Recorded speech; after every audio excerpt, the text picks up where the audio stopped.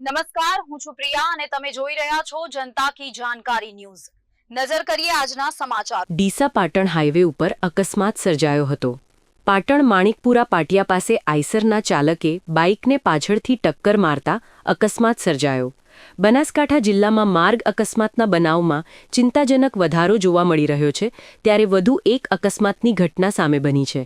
Deesa Patan highway પર ઉપર ડીસા પાટણ પાટિયા માણિકપુરા આઈસરના ચાલકે બાઇકને પાછળથી જોરદાર ટક્કર મારતા બાઇક ચાલકનું ઘટના સ્થળે કમકમાટીભર્યું મોત નીપજ્યું હતું। મળતી માહિતી મુજબ ડીસા તાલુકાના ખરડોસણ ગામના જીગરભાઈ બાબુભાઈ દેસાઈ, જેઓ ડીસાથી પોતાનું કામ કરીને પોતાના ઘર બાજુ આવી રહ્યા હતા, તે સમયે આઈસરના ચાલકે બાઇકને પાછળથી ટક્કર મારતા સોમવારની મોડી રાત્રે 9 વાગ્યા આસપાસ અકસ્માત સર્જાયો હતો।